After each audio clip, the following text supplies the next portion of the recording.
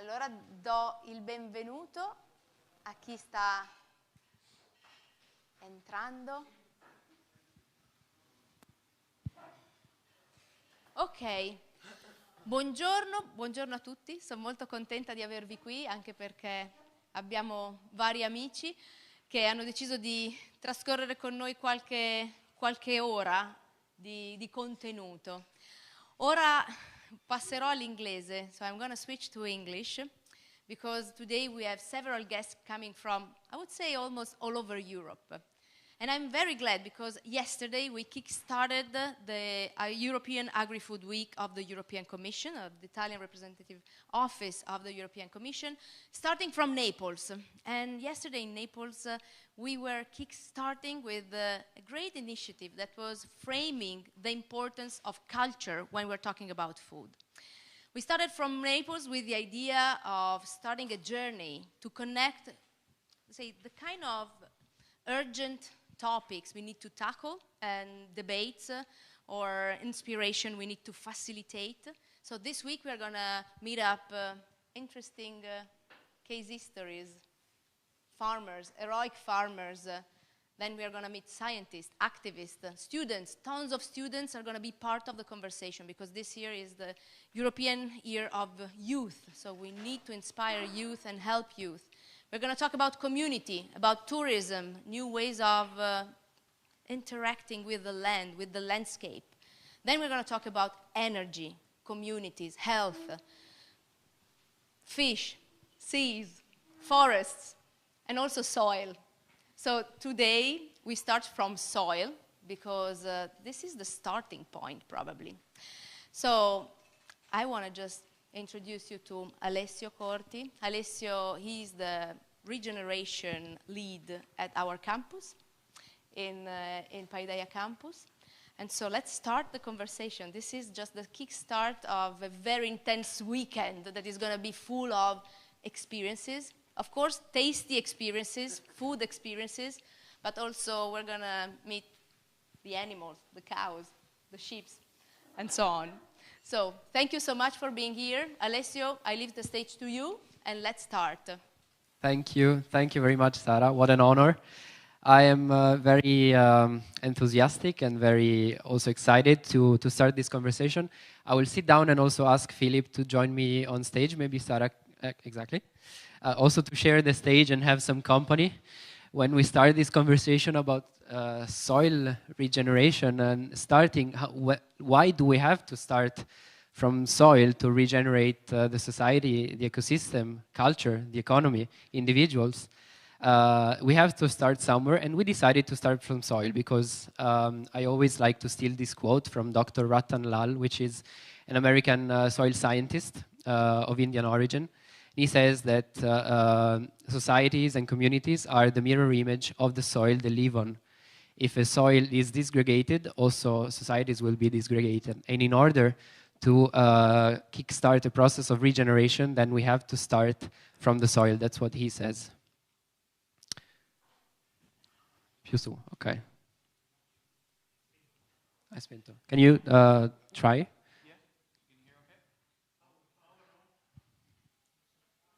Okay, now it works. 2 seconds. May I go on? See, okay.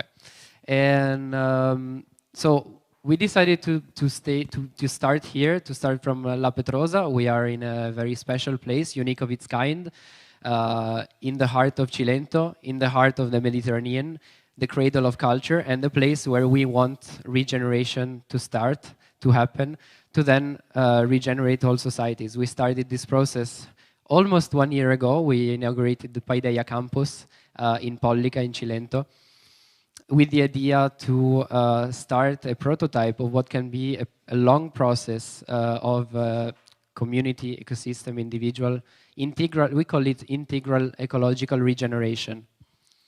So let's start from soil.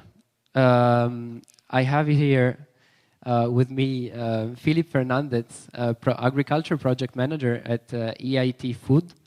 And also we have online a very special delegate from DEAFAL ONG, Matteo Mancini, which I don't know if he is already connected. two, let's say, pillars of soil regeneration. And I like to share with you that I kind of feel like at home for many, many reasons. First of all, because I feel at home in La Petrosa, in this regenerative farm. I feel at home in this ecosystem. It's full of biodiversity, full of, you can really grasp the natural processes that characterized this area. And I also feel at home because starting from soil regeneration and the regenerative agriculture community, it's almost like we kind of know each other. We've known each other for a pretty long time, and everybody knows each other in this tiny, it was tiny, now it's growing a lot, community of European climate farmers, EIT Food, European friends who want to connect the little sparks that are emerging in different areas of Italy, of Europe. And I'm very honored to have here Philip and to also have here Matteo Mancini from EIT Food. I also salute the president of Deafal ONG behind the pillar. Nicola, thanks for being with us. And may I know from the regia, is Matteo Mancini already on?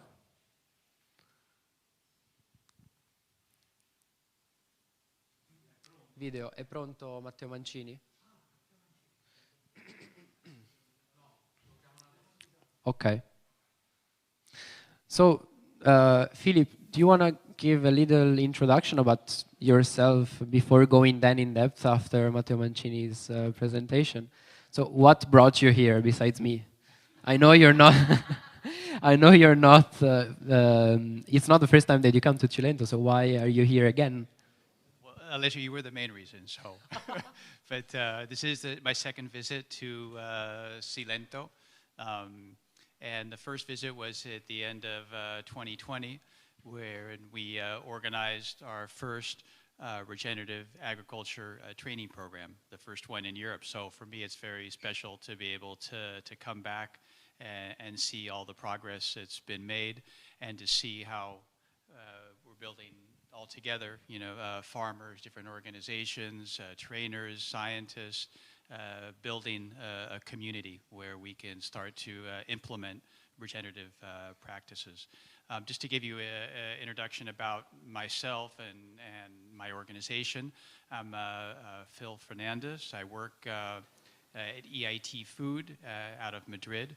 EIT Food is a European organization. It's financed by the European Union.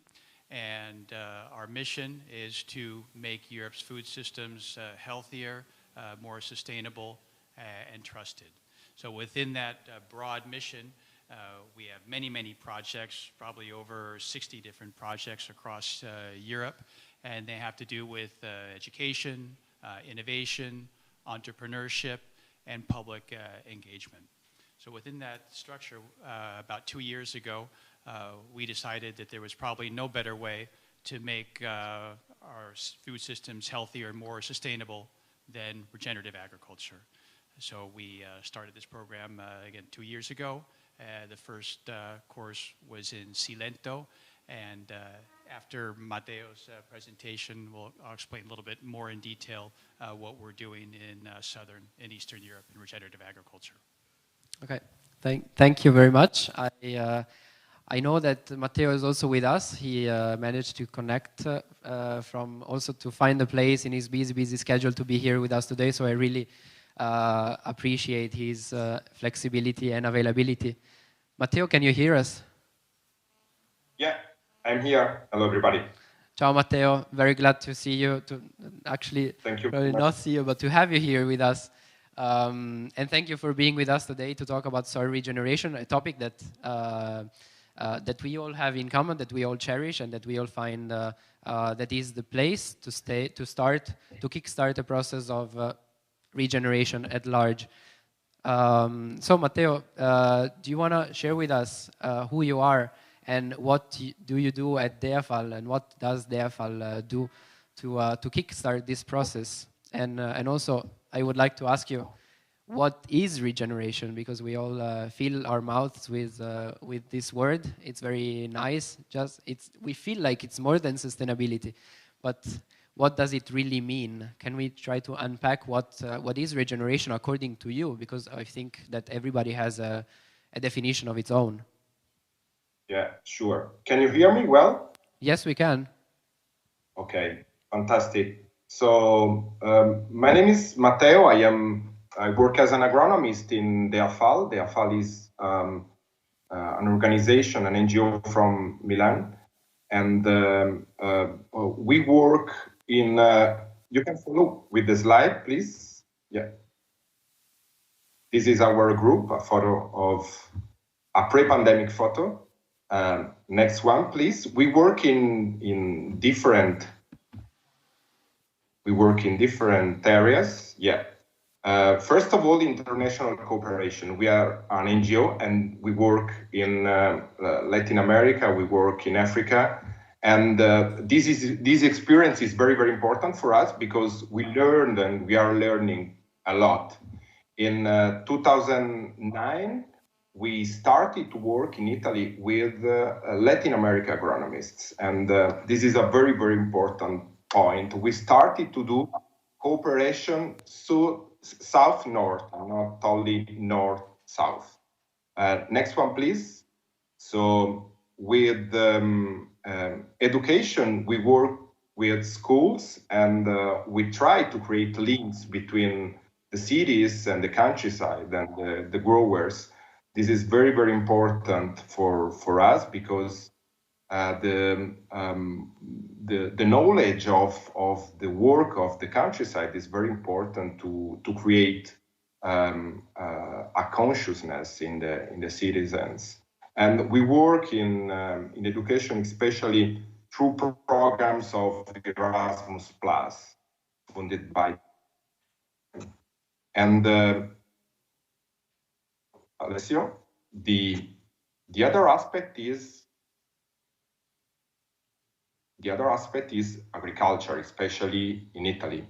We work with organic and regenerative agriculture that is not certified organic in English, but is organico in Italian. It is important to say that.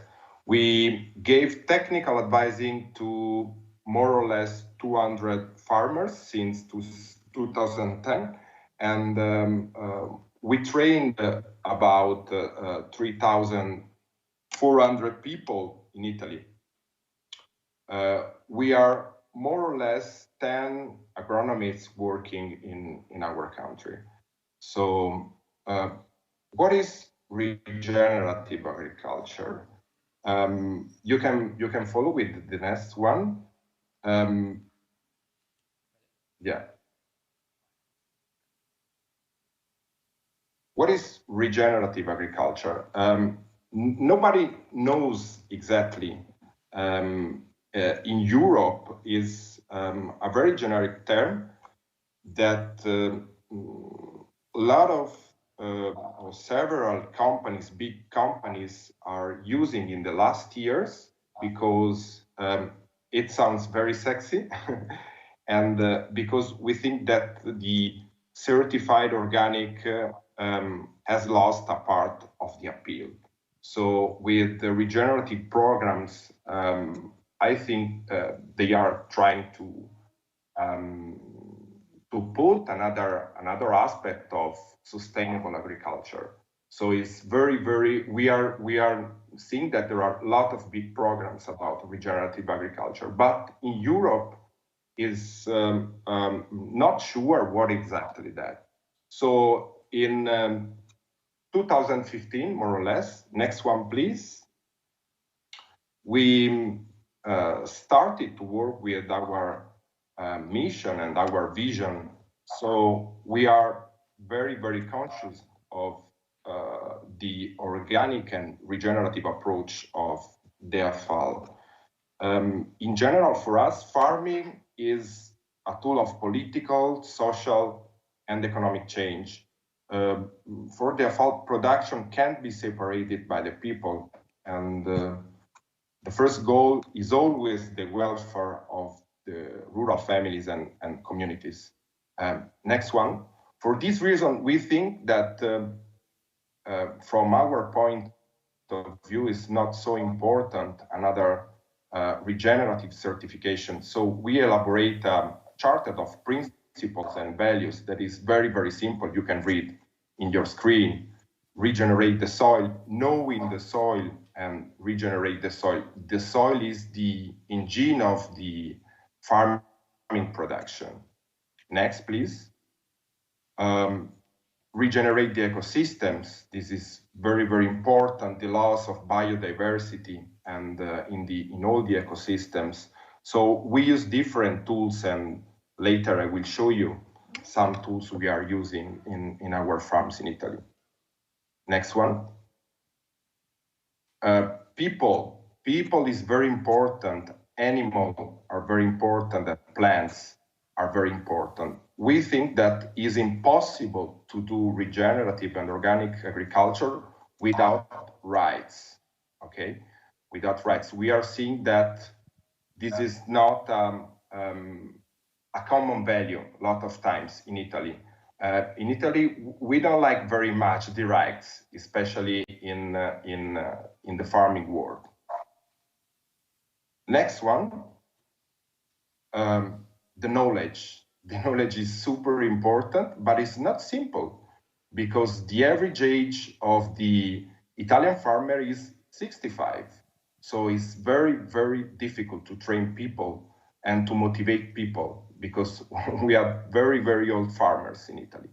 So the people that go to trainings, usually they are an elite of the farming world. So in the next slide, we can see part of the tools we use. Next one, yeah. We can see a part of the tool that we use in our farms. A lot of knowledge, a lot of technology, but especially we try to maximize the local resources. This is very, very important for us, because there is a lot of opportunities from a lot of waste in the farm that sometimes is only waste, and we try to maximize that. So we need a very, very, very big knowledge about microorganisms. We can reproduce and apply microorganisms in the farm, and we used to regenerate. We need to regenerate different kinds of fertility, chemical fertility, living fertility, and fertility especially from organic matter. It's not simple to increase the amount of organic matter. We have to know that is really, really big challenge to increase and to monitor and to measure the increasing of organic matter. This is very important to say, because a lot of times we hear that is super simple, not for us, not for us. We can observe an increasing of organic matter, but with very, very, very hard work, very, very hard work. So very important, the management of the water in systems, in system with key line layout, and the use of cover crops and the machinery. Very important is the machinery for minimum tillage. When we speak about of minimum tillage and direct seed drill, is another challenge, because if we don't use herbicides, it's very, very hard to do that, because the plowing is important to avoid the weeds. And if you don't want to plow, and we don't want to plow, it's difficult to have a combination of good yields and the control of the weeds and the minimum disturbance of the soil. This is another challenge. It's not simple. And the last one, not the last one, but another one very important, is the rational grazing. Massive grazing, total grazing is fantastic, is a fantastic tool that we are using in a lot of farms. I want to show you some pics, some photos in the next slide, please. We are seeing a person that you know very well, and different systems. On the right is a vineyard made with the K-line layout, cover crops, and our Edmondo with a cover crops of sorghum. So we use different tools in different regions of the country. We don't have a recipe, never, but we try to use the soil richness to find solutions, technical solutions in different regions and provinces of the country. Next one, please.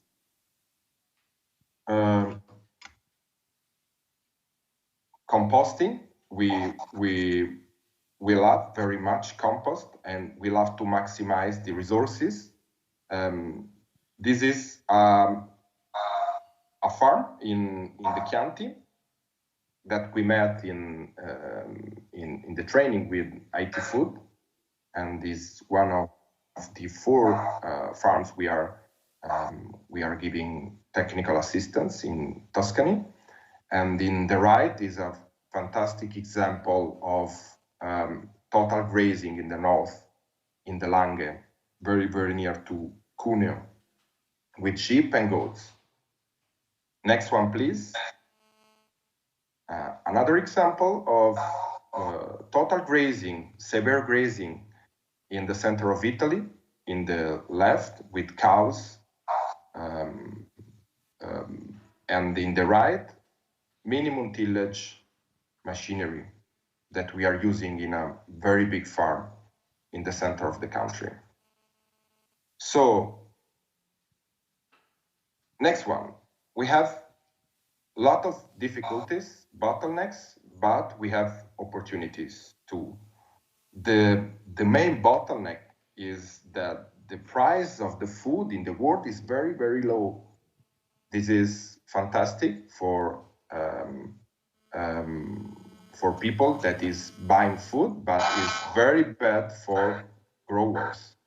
So we are observing that in conditions of world market is very difficult to do income in Italy, in our country. So what we are seeing is very, very well is the creation of local supply chains and local market. That is a strategy of the friends in Cilento too. Other bottlenecks, the price of some technical means are high. For example, composting on farm it could be very expensive. For example, 50 euros per ton. That is too much. So we are 2 strategies to put together more growers and to create small cooperatives to compost, and together the waste of different farmers. And another one is use other biostimulants that are very, very, very cheap for us. We have different products to spray on our crops that are very, very effective and very cheap. So we try to compensate the what we spend for compost, and we save a lot of money in our farms with spray products. Very, very, very effective and very, very cheap. Another bottleneck from our point of view is that regeneration is promoting a lot of time complex agroforestry systems. Unfortunately, we are not in Latin America. Unfortunately, we are living in Europe, and the reality from Latin America is very different from the economic and environmental point of view, we are not able to create, we don't have plans to create very, very complex systems. So we can create, but they are not very productive, our plants. And another problem is that these models are very, very expensive. They need very much workforce to manage that. And this is a very big bottleneck, because we are seeing that in these complex or agroforestry farms, there is massive use of volunteers. So the farming from the point of view of the Instagram stories is fantastic, but reality is different. To manage that systems, we need a lot of manpower, because to avoid to transform this complexity in a forest, a lot of farms use these volunteers. It's impossible to pay regular workers to manage that. We have seen volunteers become manager and continue to work for free during months or years. So we think we can't exchange human exploitation with regeneration. This is unacceptable for us. This is a very, very important point. So from our point of view, which is the solution?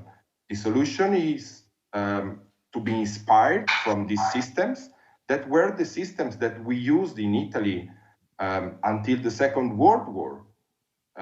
Very complex and mixed systems with perennial and herbaceous plants. For example, vineyards with cereals. It was very, very common. And we have to design and to create systems that we can manage, and we can use mechanization to have a very, very low price of managing. The last one, we don't have a strong correlation between the farming system that we use and the food quality.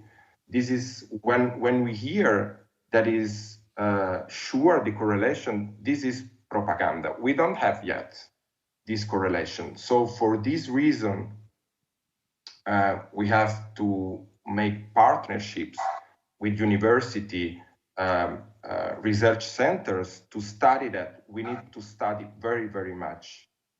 So the last point that for me is very important, another aspect of propaganda is the quickly regeneration of the soil. Soil is a very, very complex system. It is impossible to regenerate quickly without a massive use of charcoal or compost that is very, very, very expensive. So we have seen that rational grazing in few years is able to regenerate the soil. So the solution we are using with our farmers is be consistent, is you can solve your problems in 1 or 2 years, and the other one, use animals that graze very well with a design in your pasture. This the last point that I think we have different possibilities to work together. Next one. Thank you very much. Thank you.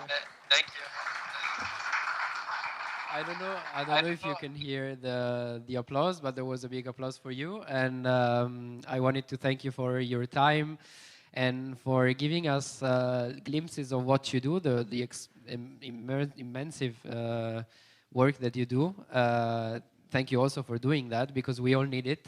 And I think you touched some important points. The first of all is that soil regeneration, as any kind of regeneration, is a process and it's not a goal.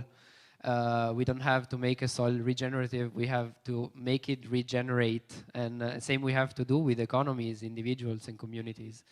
And the second one is that it's a very, very slow and complex process. And to understand that, and to understand that any kind of regeneration is a very slow and complex process, we have to have a shift in our mindset. We have to shift from a linear system to a complex system of thinking. And we have to think systemically, to understand things as systems and not just as input-output. And to do so, I strongly believe that education education and capacity building is a strong tool that we have to use and to make sure that everybody understands how things work, that it's not just a linear system. You give an input and you obtain an output, but it's more of a system. So thank you, Matteo. And, and from here, I would like to start by asking Philip in this area what EIT Food is doing to foster education, capacity building, entrepreneurial programs. Besides everything, we are partners of EIT Food for a very nice program, the Test Farms program. And Edmondo's farm will be most likely, because of the nature of this farm, one of the farms that we will promote to test new technologies in the agri-food sector to help farmers take better decisions to really be the ambassadors and the stewards of nature. So besides that, what does EIT Food do to promote this change of mindset and to help farmers? Thank you very much, Alessio. First of all, I just want to greet and say hi to Matteo. Hi, Matteo.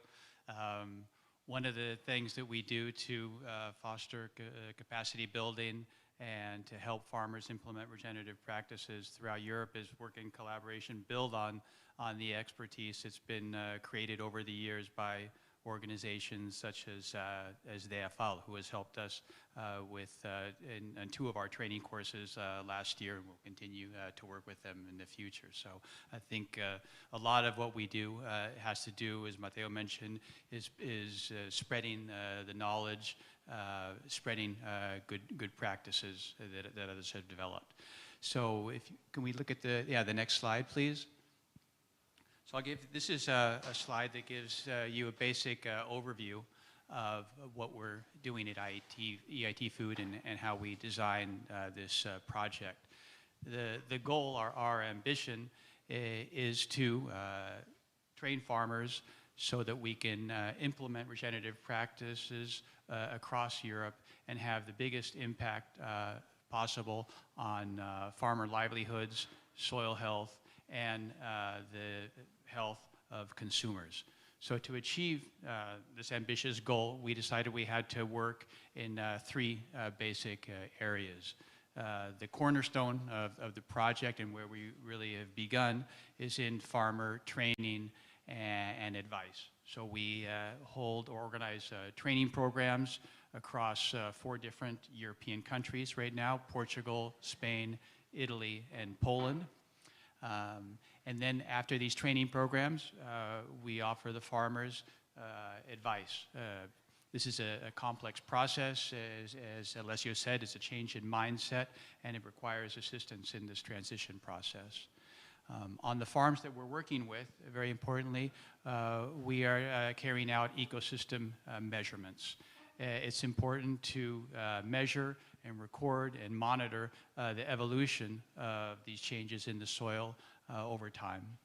And finally, there's consumer engagement. It's important, there has to be demand for regenerative produce. If not, it doesn't make any sense to train farmers to produce food that no one buys. So big emphasis of EIT Food is raising consumer awareness about the environmental and health benefits of regeneratively produced food. So this is the overall scheme of the program, and I'll begin just by explaining in a little more detail the farmer training. Here, up to date, we've organized approximately 17 courses. They're attended by a maximum of 24 farmers, and we always hold these courses on regenerative farms, like the farm we are here today. This is, for us, very important. we talk in the classroom in these courses about the theory and the practice of regenerative agriculture, but for farmers to believe in this and to adopt these techniques, they have to be able to see it, to feel it, to taste it. So usually a typical course in the morning we're in the classroom, and then in the afternoon we go visit the field and look and see how it's implemented. And this is very important. It's important now when we're kind of teaching to the convinced. Most of the people that sign up to our courses, to be honest, the last 2 years, are people that are concerned about the environment, that want to practice better farming. So it's pretty easy to help them along. But when we want to reach more and more farmers, conventional farmers, to be able to convince them, we have to show them that regenerative agriculture actually works in the countryside, in the field. We can't reach everyone in face-to-face courses, so another thing we're doing is we're publishing a manual, regenerative agriculture manual. And this is a crop-specific guidebook, and the design is that if you're an olive farmer or a livestock breeder, you can go to this manual, download it, and read its how-to. There are no fast, easy answers in regenerative agriculture, but there it gives you an explanation of how to grow olives regeneratively, for instance. So we have right now we have a chapter on olives, we have a chapter on almonds. This year we're writing a chapter on agroforestry in the specifically Mediterranean context. With the Spanish and Portuguese, they call it the dessa, the eggcorn forest, which includes livestock. And next year we'll be adding chapters on vineyards and aromatics. Okay. Up to date, we've reached over 340 farmers in these courses. One of the things that we found, and a big comment that we hear, is that farmers go to these courses or they attend courses on internet. There's lots of knowledge out there available on YouTube, but they say, well, yeah, I learned a lot, I got really inspired by the course, and then I went back to the farm and I didn't even know where to begin, right? To facilitate this, what we do in this program is we assign expert agronomists to each farmer for 3 years, and EIT Food offers the farmers 3 years of free advice to help in this transition process. It begins with what we call the Regenerative Agriculture Action Plan. The farmer sits down with the advisor and lays out, first of all, determines what their context is, where they are now in terms of their ecosystem, their farm, their personal situation, their economic situation, and then they decide where is it they want to be in 3 years. What are their objectives? They may want to integrate livestock, they may want to reach a certain income level, different objectives, and then lay out what actions, time-bound actions, they need to take to reach that objectives. So this is very important. A lot of farmers, a lot of people in general, decide they want to do something, but they don't know really, where they want to go and what their resources are and what they need to do to get there. So first of all, it's very important to decide, where you're going and whether your objectives are reasonable, whether you can realistically reach them. Because if you're not going to be able to do them, if you want to decide, say you want to integrate livestock and you also want to spend, maybe 4 weeks vacation in the summer, that's not realistic. So it's good to know these things at the outset. So after drafting this regenerative plan, the agronomist will visit the farm between 3 and 4 times a year. The advisor is also available for remote advice. We take soil samples at the beginning of the transition period. This is a baseline, so we know where we are right now. First of all, it's helpful for the advisor to understand the state of the soil, what deficiencies there are, if any, to help decide what amendments are most suitable on this farm. It's also important for EIT Food because we're getting European funding, because we've told the European Union that regenerative agriculture is going to improve soil health. So to be able to prove that, we have to be able to measure it. So we're taking baseline measurements, and every year we will take measurements to see the evolution in important parameters such as carbon, organic matter in the soil, and different macro and micro nutrients. Okay. Ecosystem, let me show you a slide, a video of one of the courses, just to give you an idea of what they look like, okay? This is a course that we, on dairy farming, that we held in the northwestern Spain, in Galicia. This will give you a flavor of what we do. Estamos aquí en Galicia en el primer curso de esta temporada, en el cual hemos recibido a ganaderos y ganaderas de toda la cornisa cantábrica que han venido hasta aquí para poder aprender y compartir cómo mejorar sus fincas vinculando su producción a los recursos naturales, es decir, al pasto, pudiendo producir leche y carne de forma rentable, de forma saludable para las personas y además regenerando los suelos y regenerando los recursos naturales. Ahora estamos trabajando con un grupo fantástico de ganaderos que pasarán a un proceso de selección para trabajar con nosotros los próximos 2 años, en los cuales tendremos la oportunidad de ver juntos procesos, hacer planes de acción para regenerar nuestros campos y nuestros suelos. Partimos dun sistema de produción convencional que nos tiña prácticamente ao borde de pechar a granxa. Pouquiño a pouco, seguindo as consignas de ganadería regenerativa, fomos cambiando esta realidade hasta o punto de que estamos nun sistema totalmente sostible que nos está producindo, aparte de beneficios económicos, digamos, nos está levando a un punto de crecemento continuo nunha liña que non ten un sistema finito. Hemos venido a este curso para ver otra forma de manejar el ganado, de manejar los pastos. Lo que se hace, lo que se maneja ahora mismo es por tradición, de padres a hijos, a nietos. Y hay un gran desconocimiento de las nuevas herramientas que se han descubierto. Y este curso lo que da es una amplitud de miras, otra visión.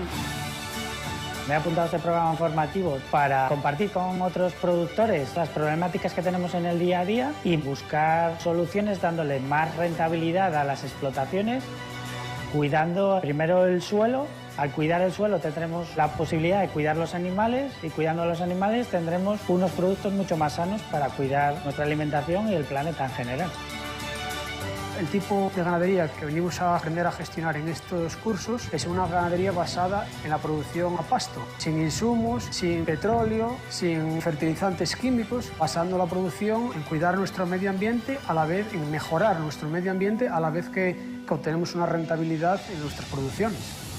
El programa de agricultura regenerativa para EIT Food pretende regenerar el suelo y a partir de ahí regenerar el bolsillo del agricultor, disminuyendo la dependencia de insumos externos de la explotación. Cerrando ciclos de nutrientes y aumentando la eficiencia de los procesos, podemos asegurarnos que el agricultor es más independiente y se refuerza mucho el consumo local. Hoy en día la ganadería es un sistema extractivo, contaminante. Esto ya podemos revertirlo y recuperar nuestros suelos, nuestro CO2 con altas producciones aquí en España. Tenemos todas y cada una de las herramientas para que la ganadería regenerativa sea una realidad. Bienvenidos y bienvenidas a la revolución de la agricultura regenerativa.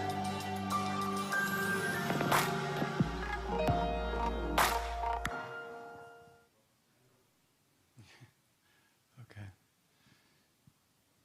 Let's go to the next slide. The next one.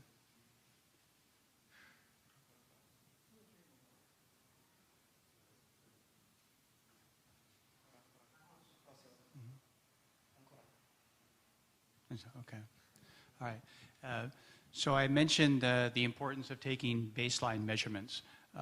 We're doing different types of analysis, and perhaps at the beginning we've been too exhaustive. We've done measuring over 60 different parameters, but we don't know right now, we're not certain what's going to be important in the future. So we'd rather err on the side of being exhaustive than taking too few measurements. So what we're doing is, first of all, taking soil samples and sending them to the lab. This is a traditional soil analysis where we're looking at the pH of the soil, the cation exchange, the carbon, organic matter, macro and micronutrients. We have about 16 different parameters here. In the next slide, please. And then we're using visual soil assessments as well. This is very important to us, first of all, for didactic reasons. These are measurements that a farmer can take on his own. So there's about 14 different measurements that have to do, for instance, looking at soil compaction, root depth and density, the coloration of the soil, soil structure. The farmer can do this himself, and is also helped by the agronomist if need be. And the farmer records all these measurements in an application that we make available free of charge to the farmers. So the farmer can use this as frequently and as many places as he or she wants on the farm. And then finally, next slide, please. And finally, we're taking looking at economic indicators as well. We're not asking the farmers to give us their income statement, but we do want to know a little bit about what their production is, what their inputs are. And the idea is that over time, we want to relate all these different factors. We want to see if there's a relation between specific regenerative practices, such as cover crops, integration of animals, key line design, to see if those practices have an impact on soil health, and then on the financial well-being of the farmer. So we're looking at these different parameters as well. This is interesting for us. This is a case of a peach farm in northern Spain. And this was a conventional farmer, didn't know anything about sustainability. I don't think he really cared about sustainability, but he noticed that he couldn't make more money. The more he produced, the less money he made.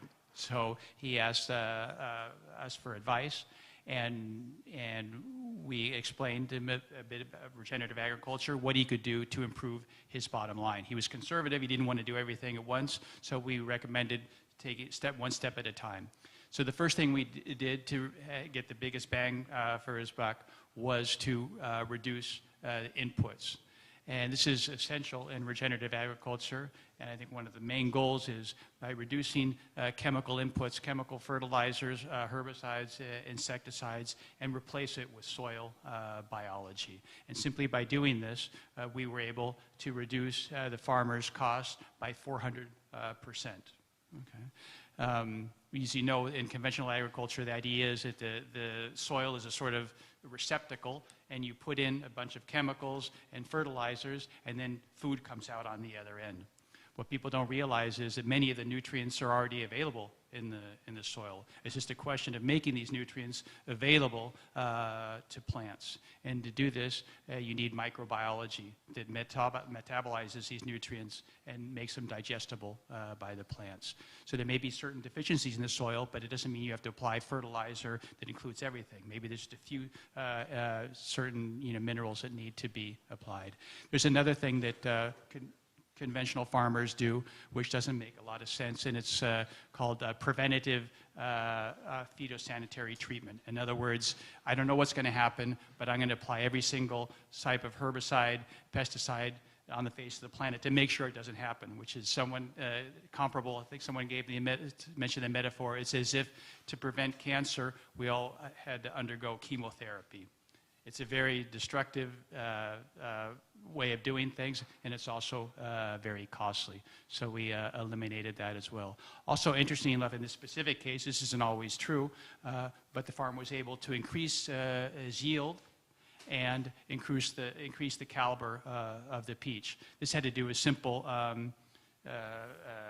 common sense having to do with pruning. Something that I saw in Cilento this morning. Matteo Massola explained how to prune an olive tree so it can exercise, can carry out the most photosynthesis possible. You have to make sure that it has as many leaves as possible are exposed to the sun. So simply by improved photosynthesis, the farmer was able to increase the yield.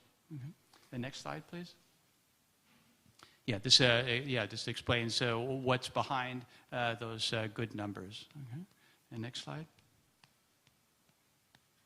Okay. Also, at DIT Food, in addition to the ecosystem measurements, we're working with our research partners on 3 different projects. There's 2 projects that have to do with nutrient density, where we're comparing the nutritional value of conventionally produced food to regeneratively produce food. There's one study that we just completed comparing grass-fed beef to conventional beef. And this year we're working on a project with Matteo Massola to compare his regenerative produce, strawberries, legumes, and compare them to conventional produce. And these are the results of this grass-fed beef study. You want to go to the next slide, please? Matteo Massini mentioned, and rightly so, that there's not much work done in this area. We don't understand really yet very well what is the relationship between soil health and nutrition, and that's why we're doing this study. And this, the first results were really quite dramatic. We found that we were looked at the main difference was the fatty acid composition, and we found that in grass-fed beef there was a much higher level of omega-3, which is good for our health, by a measure of almost average of 4 times greater than in the conventional beef. There were also a very positive relationship between polyunsaturated and monounsaturated fats, and also the last parameter, the CLA. So all these were higher in the grass-fed beef. The study was done carried out with 16 farms across Spain in different regions, different altitudes, different breeds of cow. But the one common denominator was that all the beef in the study was grass-fed. Okay. The next slide, please. Okay. And finally, as I mentioned at the beginning, it's very important for us to raise consumer awareness about the health and environmental benefits of regenerative reproduced food. So we've produced about 8 videos, high-quality videos that are on YouTube, available for all consumers and farmers to see. We also have a series of blog articles about regenerative agriculture success stories, focusing on the pioneers and what they're doing and how they're achieving their objectives. And maybe we can see one of these stories. This is a video of a farm here in Italy. You see they farm. And this gives you kind of an idea of the work that we're doing. Nearly half the world's population is suffering because of the way that land is degraded. Losing soil like this lowers our ability to grow crops. It also releases carbon trapped in the earth, and that contributes to climate change.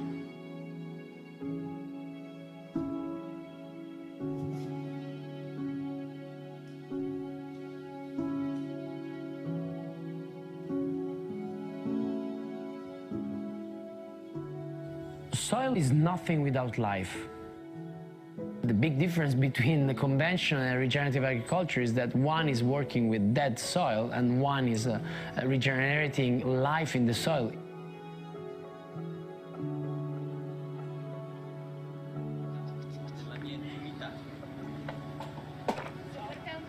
Actually, if more life, more organic matter there is in a conventional managed soil, more will be the problems.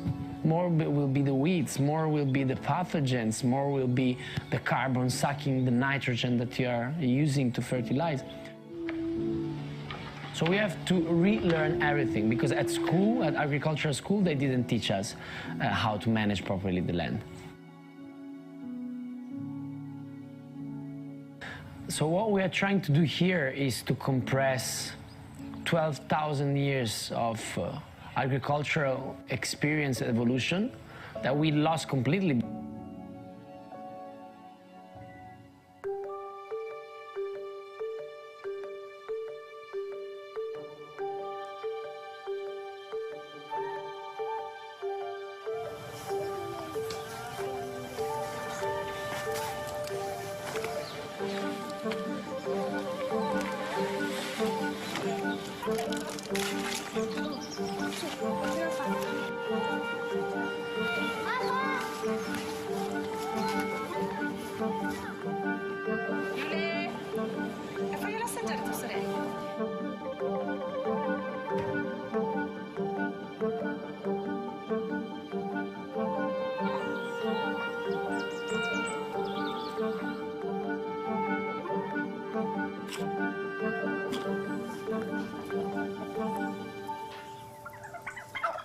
In generale, una volta che abbiamo finito una coltivazione, in questo caso abbiamo introdotto le galline, cosa fanno loro? Si mangiano tutti i residui vegetali rimasti e li ritrasformano attraverso le deiezioni in fertilità per il terreno.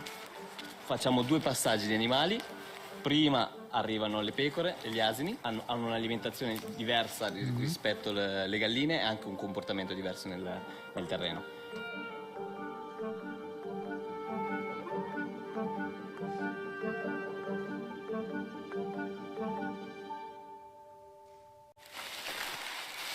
Vedere che sotto è nera la terra. Questo è compost praticamente. Soil is the first most important capital of the farm, so we should protect it and when possible.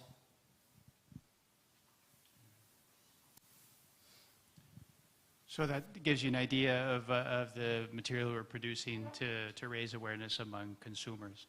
So that's basically an overview of the project. Our goal is to demonstrate that regenerative agriculture works, right? The farmers can implement these practices. They'll improve soil health, which in turn will improve the health of the plants and the animals that depend on that soil. And they will also improve the health of consumers, the people that eat this food. And very importantly as well, we want to make sure that farmers that do this make money in the process. So these are the pioneers, people like Edmondo, Silento, Matteo Massola, Matteo Mancini. These are the people that are showing that this is the best way to go. And the idea is that with these wonderful examples, that we can spread the good word and convince conventional farmers about the benefits of converting to regenerative agriculture. Thank you very much. Thank you, Philip. Thank you for sharing what you do and also for doing what you do. Because we all think that in order to achieve this change in mindset, that has to happen, and that has to be on a multi-level. It has to change the way we farm, we treat our soil. We have to change the way we build capacity within farmers, and it has to change the way we conceive natural system and agro-natural system. We have to do it together, and we have to talk about it as we're doing right now. We have to raise awareness, and we have to involve the different stakeholders who know how to regenerate, besides, of course, reviving all the agricultural traditions and ecosystemic knowledge of the past. As Matteo Mazzola was saying, we are building upon 2,000 years of evolution in agriculture, and we also understand that when agriculture was born, also society was born, and after 1,500, almost 12,000 years of evolution, of agriculture evolution, we applied industrial scale technology and an industrial mindset to agriculture, and we made a huge mess. And we have to recover. And now we have the tools to understand how to do it, and we have the power, the technology to understand how to do it, and we have everything. We just have to put it into practice and to make it work, and we have to do it together. And yeah, thank you very much. No, you're right. I think, as you said, we've been doing things. We've learned how to do good agriculture over the last 2,000, well, many thousands of years, and we lost it in 2 generations. And farmers, I think I was discussing earlier with someone that farmers learned over time what the best practices were. They didn't understand really why. They just knew through trial and error that the way that their parents and grandparents did things was the best way to do things. The advantage we have now is we understand why. With science, we understand why these things happen, and through science we can explain to the larger community why regenerative agriculture works. So thank you, everybody. Thank you, Philip, and thank you also Matteo Mancini for giving his contribution and your contribution. It was a pleasure. I don't know if you do have any question, please feel free to ask. Otherwise, I would also welcome our host for today, Edmondo. Vieni pure.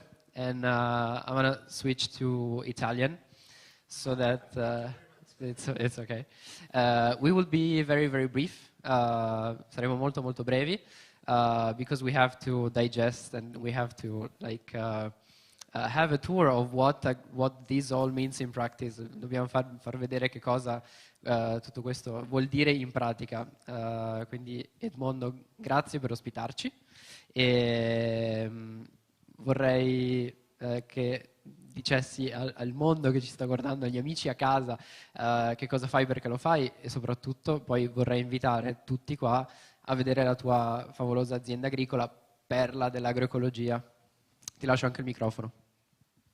Sì, va bene, è orgogliosissimo di avervi qui, di ospitarvi, e poche chiacchiere perché tanto loro hanno presentato bene, i video hanno espresso molto, le loro presentazioni. Ecco, io oggi e quando volete, in qualsiasi occasione, voglio farvi vedere in pratica quello che loro hanno rappresentato nelle slide, nei video, si fa in un'azienda organica. Loro hanno rappresentato anche i numeri, risultati, aspettative, ricerche che si fanno. Ecco, questo è una ricerca continua.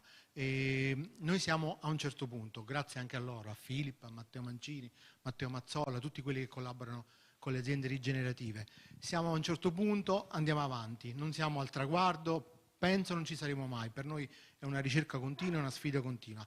E quindi senza chiacchiere, volentieri vi porto a fare un giro a vedere qualcosa in pratica di quello che abbiamo visto nelle slide. Grazie. Grazie.